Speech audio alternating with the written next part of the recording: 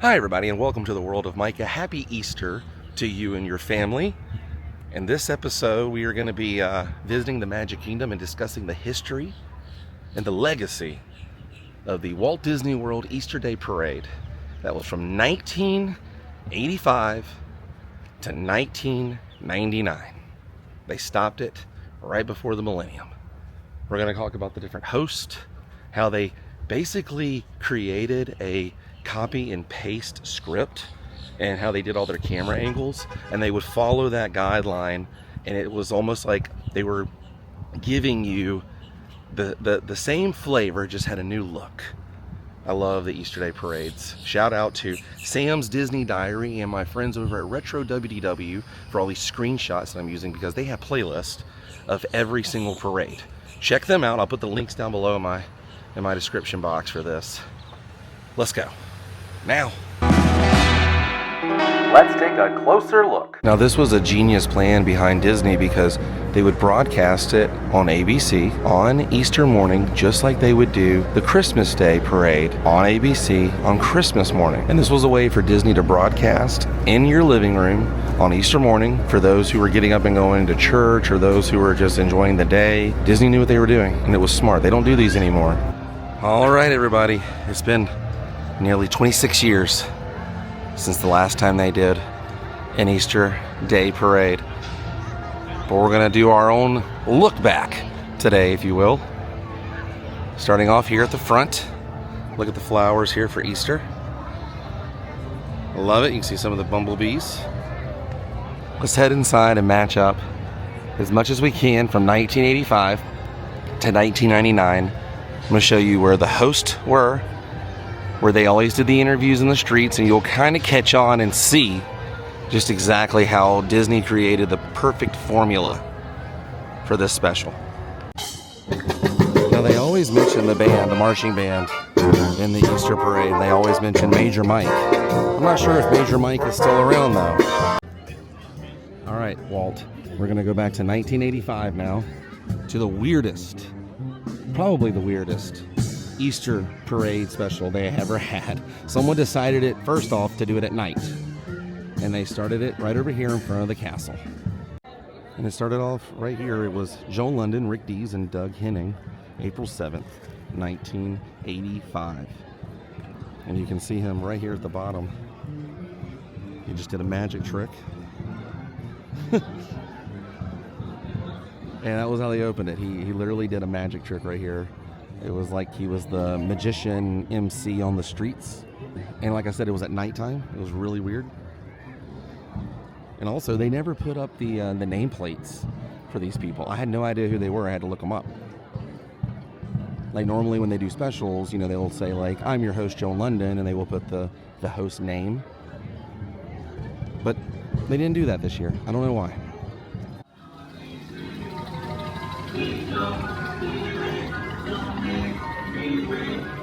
Now, March 30th, 1986, this was the second Easter parade they did, and it was on CBS Easter parade, alternating with New York's Easter parade. That's why they would switch back and forth from New York City in here at Walt Disney World. Well, this year they had Robbie Benson and Anna Alicia. They didn't bring Joan London back until 1987. So Joan London actually started this. She was like the OG, MC, if you will, OG MC of the Easter Day parade. But they decided to go with Robbie Benson on the second. Now we'll go down to 1987, April 19th, 1987. I'm pretty certain they built a little stand up here for all the hosts, because they always used the castle at the end. They might have had them actually up here on top of the train station. And just to make it easier on myself, I decided just to film all these up here because they were lifted. They were kind of hoisted. I think they were maybe down here, and that's where they were filming everything. But you can see Joan London and Rick Dees, and there was a Thumper plush all in the flowers they had surrounding them. But like I said earlier, they did not tell you who they were like they normally put their names in front of the host, but they didn't this one. Now this is from 1987, April 19th, 1987. The hosts that year were Joan London, Ben Vereen, Regis Philbin, and Alan Thicke. Now, Alan Thicke and Regis Philbin would continue on in other years with Joan London, and they were kind of the three during that era. Now you can see the next year, Alan Thicke and Joan London were the host, and that's when they decided to make them the three. April 3rd, 1988, Joan London, Alan Thicke, and Regis Philbin. And then this would be the last year they would kind of use this backdrop here, and they wouldn't come back here until April 3rd, 1994. It was Regis Philbin, Joan London, and Antonio Sabato Jr. And then they used a different backdrop, but they came back here in 1998, April 12th, 1998.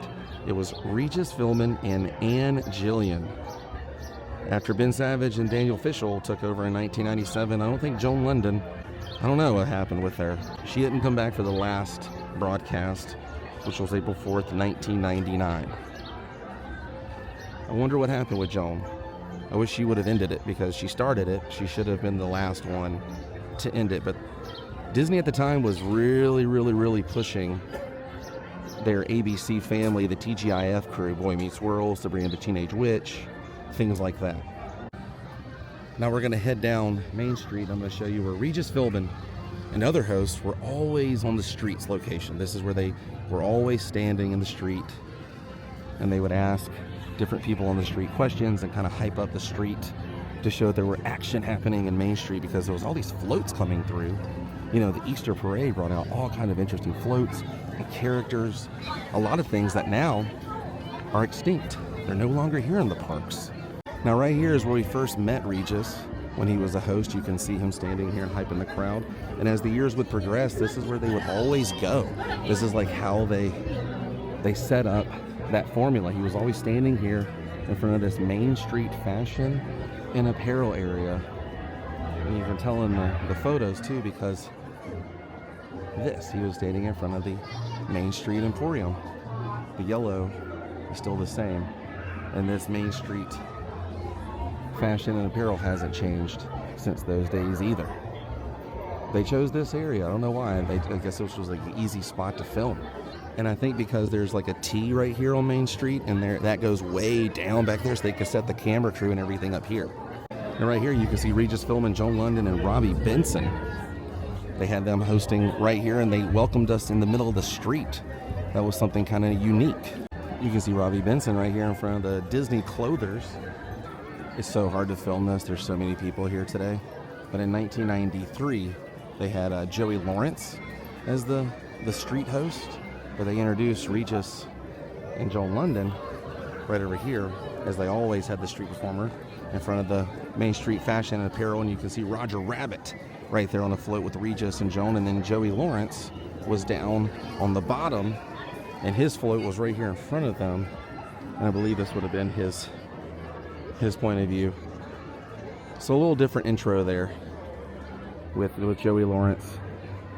And it was from the TV show Blossom, not Brotherly Love from Disney or anything else that he would go on and do for the Disney Channel in his career, actually a few years later in the 90s.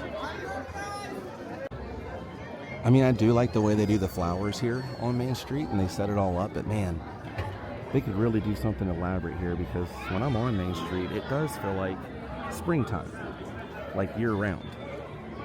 Unless they decorate it for Christmas and Halloween, you get the idea. But like even during the summer, it feels like springtime.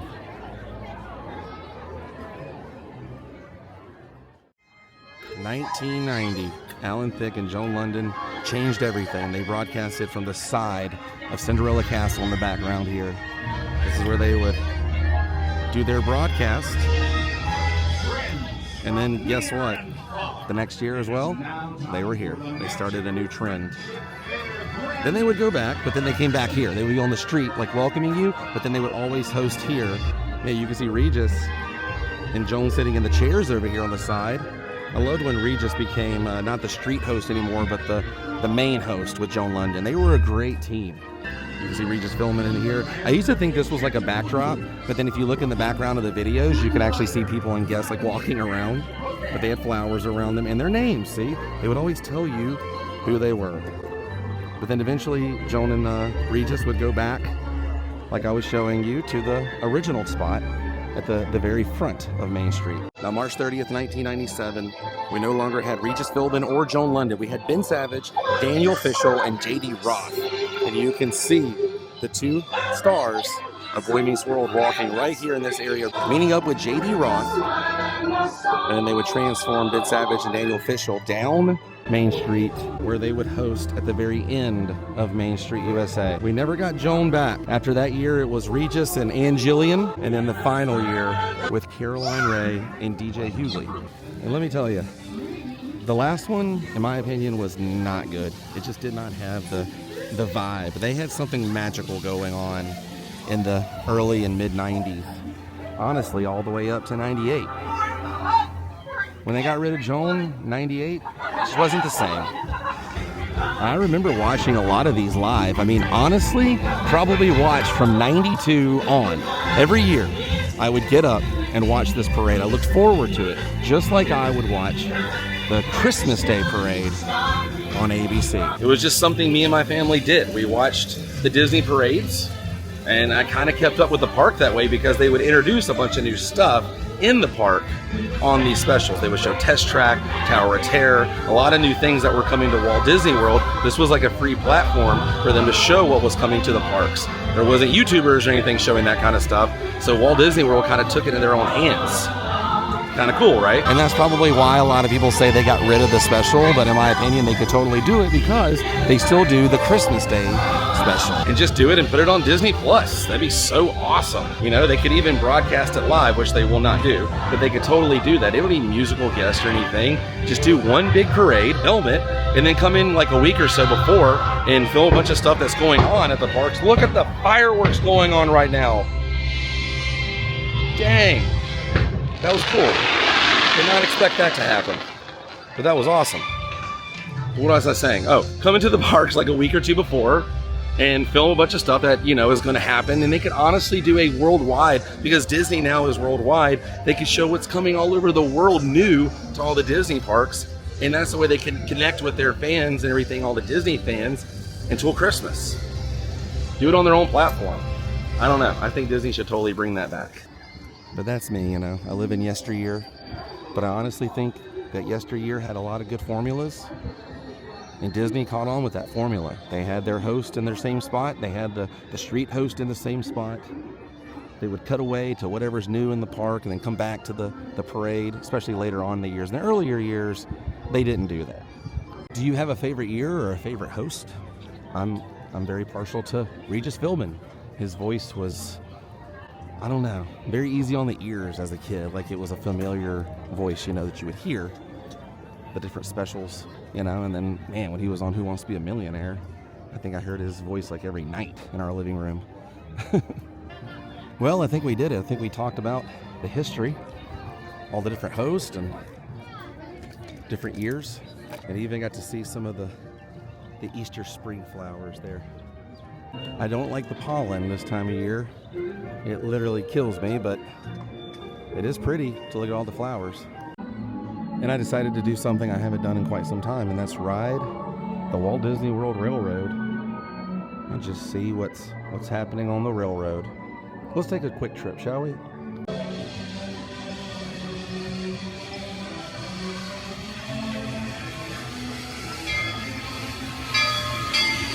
All right, here comes the Walt Disney World Railroad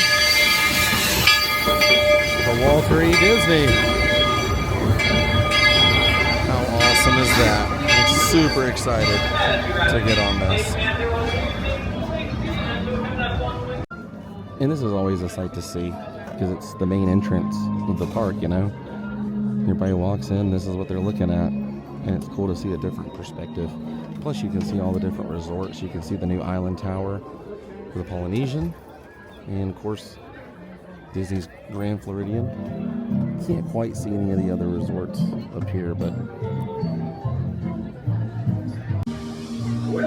here we go, all aboard. there's the monorail.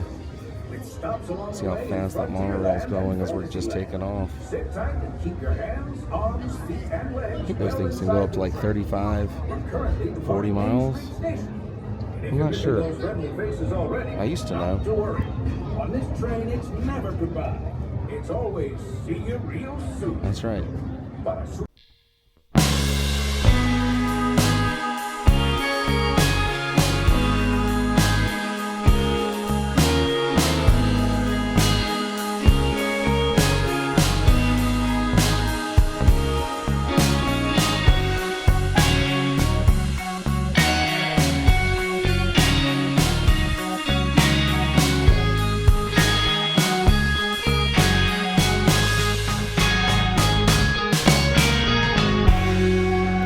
That was fun. Happy Easter, everybody. I hope you have a wonderful Easter, and I will see you guys on the next adventure where Regis Philbin and I actually go over to the Disney Hollywood Studios and I show him how much has changed, because he was a huge fan of Toy Story and the Ninja Turtles. He always talked about them on the parades. He was a huge fan of whatever was popular. I miss Regis. I'll see you guys on the next adventure. Until then, stay weird. Goodbye.